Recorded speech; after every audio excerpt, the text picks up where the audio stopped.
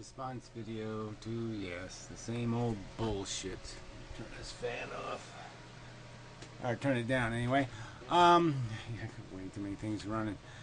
Anyway, I don't know what to say here. I mean, these arguments are just so dishonest. They've already been argued and refuted. These implications and statements being made. So yeah, I guess he's just going to keep propagandizing, and there won't be any kind of honorable or decent acknowledgement that these arguments have been thoroughly and resoundingly refuted. I mean, it's just, there's nothing to call this but propaganda and lies. So yes, maybe you can fool some of the people. Maybe the desperate will cling to your lies. They'll say, "Oh, what a good liar for the cause." But that's what anybody liking this crap, anybody, you know, out yourself, show your face. Let me see who you are, that you endorse this kind of grotesque lying. Like I said, you can't make the same arguments once they've been refuted. That's a rules violation. So anyway, let's go start halfway through this video. So he starts off with the Sophie's Choice he put in here, but it really isn't about Sophie's Choice. But he starts off with the Holocaust thing and the idea that some Holocaust survivors felt guilt for surviving because maybe they sold out, you know, and that kind of thing, and you know, so they felt some guilt for why they lived and other good men died and all that kind of stuff. And so again, he's going to apply this guilt concept to the question of whether or not it is ethical to take your optimism and invest somebody else's welfare in it. Because you like to bungee jump, you should be allowed to force somebody who is, let's say, neutral on it, force them to bungee jump because you think there's something useful in it. I mean, that's this game. That's the life game. Your life is in context, and there's no denying the context of your existence.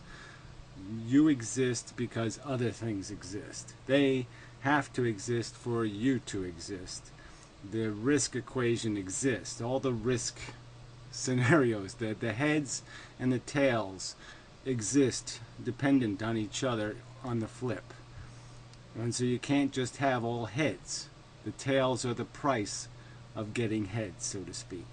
And the suffering, the people who will live the victim's life are paying for your existence. And so this real equation is would you cause suffering to somebody else for your existence? So I'll get to Rosebush because he's still playing the same game. I mean, they keep wanting to ask the question, do you like your own life? Do you like how special and super you are? Do you think you're really cool? Well, that's not the question. The question is life sufficiently efficient? It's not about guilt. It's just about a rational conclusion. And that kind of existential guilt, if you ask me, is something that underpins antinatalism. Just by being here, it's sort of a mark against us, because one of our biological imperatives is to procreate, but to do that. No. See, again, so this biological imperative manifested how? In a penis that gets erect and you associate satisfaction with placing it in a vagina. Now, you explain to me what animal on this planet procreates, creates offspring on purpose. They have a biological function they must perform. We understand the biological function, and we are able to prevent the consequence of it, the disease of it. You know, we are able to prevent the negative blight of the zygote being created. So again, there's no connection for an intelligent human being between procreation and sex. Now you can argue for your sex drive, your procreation drive, maybe you have one, but it's not biological. We're supposedly, according to the asymmetry argument or the imposition argument, by doing that, we are somehow committing a sin, a harm, a violation. Yeah, it's not a sin, it's an ethical trespass. By the same definitions we would use for any other definition of an ethical trespass. You are imposing your will without consent. It's not complicated. Yes, it's true you can't get consent, but it doesn't change the fact that you don't have consent. And it's important. And you're just whitewashing it. You're pretending that dilemma doesn't exist. You're just saying, because it's a dilemma, I'm not going to deal with it. I'm just going to pretend it doesn't exist. And that's all you're arguing for. See the dilemma and pretend it doesn't exist. It's like somebody saying, I don't know, nuclear power is too confusing. I won't vote. Well, that's just running away from the responsibility. There will be nuclear power plants or there won't be nuclear power plants. And people have to side. They have to take responsibility for a choice. Take responsibility for your choice. Don't run away from your obligation to do that. Say you are willing to impose. Say you are a tyrant. Admit your tyranny. Admit it. On something else. We are what we are, and everything that we are seems to assume that we're going to procreate. We are what we are. I mean, that again, life is life. I mean, this is just mush, absolute garbage. We are obviously completely mutable. Human beings come in an incredible variety of philosophical perspective. There's absolutely no we are what we are bullshit. All right? There is, you is what you is true. But what you is not something that has to be. We can change it. Our perception can change with a simple sentence. Okay? A simple understanding. You don't have these simple understandings. You're going to now say something so preposterous that it's no wonder. I would lock people like you up in jail. I mean, people who think plants have a welfare, yes, you're too stupid to be let loose. You need to be educated on fundamental facts of reality. All right? Car tires do not scream because you're using them to ride down the road. The road doesn't scream. This is idiot. Rocks don't have a horrible day because they fall down a hill. This is you're preposterous idiot, ignoramus. That's just part of how we are biologically. If we look around us. Well, again, we are smarter than our biology. We have figured out how to prepare our food to make sure it isn't full of microbes and other disease pathogens. We have in all kinds of, we put clothing on to protect our bodies. We do all kinds of things to augment and change our nature. So once again, because we have a biological function, we have to sacrifice, we don't have to sacrifice your sexuality or your basic biological drives. That's a lie. So quit lying. The entirety of our experience, all sentient things procreate. Well, once again, they don't do it on purpose. So you name me one mammal, one sentient creature on this planet that procreates deliberately, that understands the connection between sex and having babies. Name me one. Name me one female animal out there that says, I just can't wait to get all preggoed, okay, and possibly maybe die, giving birth to some gooey slop. Show me the other sentient creature that does that willfully, with knowledge, for knowledge. Okay? That's what we are doing. Alright? Animals, you can't fucking point to an animal and say, look what the animals are doing. I mean, that's even dumber than, well, if everybody else was jumping off a cliff, well, if everybody else was a dog and they were eating their own ass, does that mean you should do it? Ass eater. Asked to accept the original sin of that nature, of our nature, i.e. we need to procreate, but to procreate is a... Well, again, you say you need to procreate. That's like saying you need to eat meat. It's a lie. Okay, these are all just lies. You're basing your life on a lie. You're making statements. That's just a grotesque lie. We don't need to procreate. Millions of people, billion anyway, live perfectly satisfactory lives, never even contemplating the idea of having a child. It doesn't even enter their mind as something reasonable or sensible to do.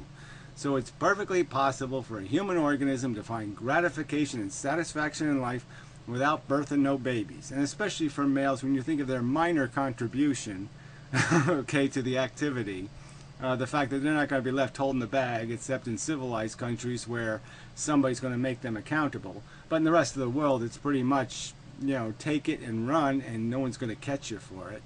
So it's women who hold the bag. So half the population is procreating, isn't even doing it on purpose, and you goddamn know it. Violation of it's an imposition. It's a crime visited upon something else. So it's the same. Yeah, well, it's just a fact that you're imposing your will on something else. That's right. That's when the ethical rules are engaged. When that kind of activity, I'm imposing my will on something else, that's when all of a sudden there's an ethical question now. That's how ethical questions arise. And one arises under that circumstance. And again, you're just negating it by resorting to nature. And your resort to nature is only possible through complete imbecility, because your argument is vacant and inaccurate. There is no biological need to procreate. Kind of existential dilemma that is raised in Mouse here by Art Spiegelman. I encourage anyone to read this if they haven't. It's an awesome bit of literature and I would say art. How do we deal with that? How do we deal with the fact that just to be ourselves, we have to do things that are morally questionable? Well, again, we don't have to. That's the whole point, right? I don't have to eat meat, right? I was doing something. I had been habitualized to doing something stupid. I had become addicted to it, like gambling or some other stupid activity, an ignorant activity. And I realized my ignorance, I realized the stupidity and inefficiency of it, and I corrected for it. It is not that complicated. No one's demanding that much from you. No one is saying, give me a pound of your flesh. So again, this is just such a preposterous argument for you to make. That somehow it's some sort of fundamental, you know, like somebody's asking you to sacrifice your vision or your sense of hearing or something else vital to your function. Well, they're not. I just drank my breakfast this morning, and it contains things such as elements of plants that I have to ingest. I've just killed these plants. These plants were no threat to me whatsoever. Yeah, right. And so you're saying that something can possibly threaten a plant. Again, so just to be clear, so all these people that thumb up this crap and reward this guy for making these videos, this is how you see the world. That our ethical questions, that plants are just as relevant as sentient organisms. That the welfare of your grandmother is just as important as the welfare of a petunia. I mean, this is just absolutely grotesque to bring up plants in a conversation about ethics. It's grotesque. You might as well talk about keyboards and how you shouldn't hit too many keys on the keyboard because it energizes them too much, gets them too excited. Didn't wish me any ill whatsoever. I walked over, bought these things at the grocery store, but they'd been picked off a plant somewhere in Asia or whatever. You know, this is just making a mockery of the real suffering that goes on in the world, the real harm equations that exist. Okay, to say that you should feel guilty for killing a plant, and to make this whole straw man that you're making, like, oh, we can't worry about that. Well, of course we can't. That's right. And nobody is telling you to worry about a plant. So deal with the real equation, which is that your life, your medicine, your this, your that, requires the torture of animals. Their suffering. Your meals cost real sentient mammals, not that far unrelated to yourself, to be harmed and tortured for your comfort and satisfaction. For you to exist, human beings must exist who will be born with their brain outside of their skull, or who will be born incapable of even saying the words, kill me, kill me, kill me. That's the price of your existence. Account for it. Say that, yes, you're having such a good time, and you think life is so special that you will take the risk of imposing that harm on somebody else to make more of it. And the more of it has to be related to your genetic code, apparently. Apparently that's some sort of critical ingredient to the satisfaction of your biological need, which is obviously nonsense. Crushed up so that I could ingest them. I have to live off death. It's just part of my nature. How much guilt should I feel for that? How much? Well, what is this? Is all that complicated? Again, if intelligence first arose in Tyrannosaurus Rex, do you think Tyrannosaurus Rex should be a cop-outer like you? It shouldn't even consider moderating its behavior, thinking that, well, maybe we could kill these animals in a more humane way rather than, ripping them to pieces. And yes, we need the blood and we need the adventure, but maybe we could kill them ahead of time, turn them into hamburgers, put them on a string, and then we could chase them. They could be smart enough to say, maybe we can find a better way to do this. And then they should. I would expect at least they would have the courage to face those questions, unlike cowards like yourself, despicable cowards who won't face a simple question and answer it directly. Admit you're a taker. Just say it. I wish to take. I want, and I'm going to take. Admit it. Guilt should I feel for procreating when that too is part of my nature? How much Well, guilt should I feel? again, you're part of your nature. This is not the truth. That is a lie. It is part of your conditioning. Accurately describe what it is. It's a part of your psychological conditioning. Okay? You need it. Not everyone needs it. Not all humans need it. Not every culture is defined by it. No, you have the condition. It's a problem inside your psychology. It is not systemic to all human life. Human beings generally desire sex. They do not, by biology, desire to procreate. For my inability to overcome my nature, which is to procreate. Again, let's be clear also, this liar has been told many times that the vast majority of human beings on Earth right now are not procreating sufficiently to maintain human existence. That is a fact. Most human beings are not procreating at a rate sufficient to maintain human existence. Do I have to say it 5 times, 6 times? How many times in a row must I say that before you deal with that fact? You are not the majority, sir. You are advocating from a minority position. The vast majority of people do not choose to procreate at a level higher necessary to continued existence, to the maintenance of human existence. That's a fact. It's an interesting dilemma, and again, it goes back to the Adam and the apple, and how we got ourselves kicked out of the Garden of Eden. Now he's talking about this stupid story as if it's a truth, like we actually are the byproduct of Adam and Eve. I mean, he's actually going to say this like it's a real metaphor, like this is the truth, like this is something like that is how we were created. Jesus. We were in a perfect place, and then we decided to look beyond that perfect place, and boom, suddenly our eyes were opened and we were out of it. We were out of the perfect place into a not quite healthy. Yeah, I think it's a lot better just to use the tree of knowledge. It says it right there, okay? That's right. Knowing good and evil carries with it a huge burden. That's the kernel of the story, right? That's the apple of the story, the fruit of the story, is the fact that with knowledge comes responsibility. When you know the dangers, when you know how the thing works, then you're responsible if you don't stop it from doing harm, or you don't maintain it in a condition that's going to make it possible for other people to thrive around it, or if you don't mitigate against its threat. Okay, knowledge means you have to mitigate against the threat. You have to do something when you know something. That's what happens. Knowing imposes an obligation to do. Hellish existence, but certainly not as heavenly as it once was. Whose fault is that? How much of our existence and our nature? Well, I mean, it's not about assigning fault. It's just a fact.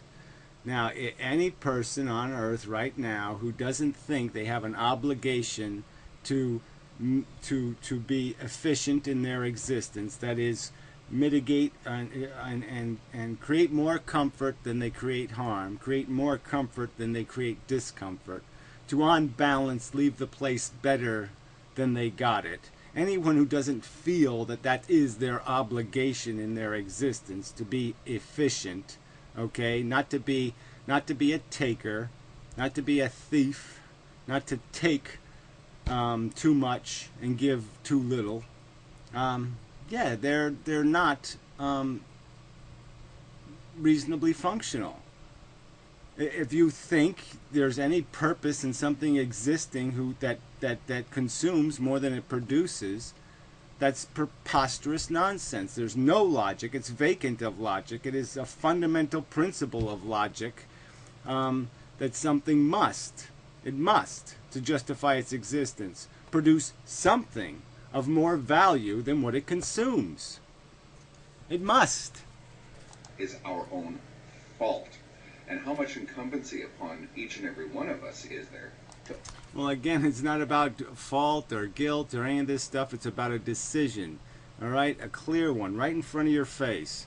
Do you have the authority, the competence, the credibility, have you got enough money in the bank, so to speak, to afford to take the risk of imposing suffering on another human being?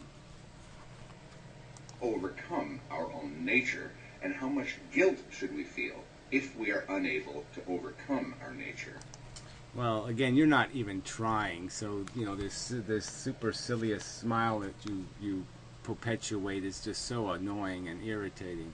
Okay, you're not trying to overcome your nature. You've celebrated your nature. You've already described it as the thing that has value. Your ego is the only thing that matters to you. Your welfare is the only thing that matters to you. You make no calculation. You give no credibility to anything else that exists in this universe. And that's why you can make such an argument as preposterous as talking about harm to a plant, is because that is how distant you are from any sense of reality. You are a psychopath. You're a fucking psychopath. A very important series of questions when you're dealing with things like the asymmetry argument and the imposition of life. Just how bad is it to impose new life, and how much should one condemn people for doing it? Well, it's any risk equation. Once again, it's a risk equation. So you're saying you are willing to draw straws for another person's welfare. You're willing to sit there and say, no, I will draw the straws for them. And when I pull that small straw, I won't eat it. They'll eat it. I'll force them to deal with the consequences of it. I mean, again, your existence comes at something else's expense. They'll pay for it. You can't understand that simple concept that they will be the road you will walk on. They will be manufactured into the sidewalk you will walk on. They will be burned as a filament in the light bulb that lights your way. You can't understand that you can't have what you want without taking it from them. Not complicated, shithead. I think you know my answer. Thank you. Now, your answer is to just run away from accountability and responsibility and keep pretending that nature makes it okay. Because nature made it that way, because nature made cockroaches, you can be a cockroach. You don't have any obligation to intelligence. And again, I wouldn't give a rat's fucking ass that you are a psychopath and an asshole, except for the fact that people who I once thought had some kind of brains and credibility and decency will rate these videos. They'll keep saying, do more, talk more absolute motherfucking shit. And these people will claim to be atheists, which is even more humiliating. That this is what intelligent conversation is reduced to. Arguments about the fucking harm character of plants. And the facts, and the undeniable fact that there is for a human being, there is absolutely no necessary connection between procreation and sex. I mean, these people who think they are smart can't even figure this out. Now, if these are the foundations for your arguments, it only displays grotesque desperation. Ugh. I mean, this is nothing but gross propaganda. Lies. Lies. Lies. Yeah. Yeah. Disgusting liar.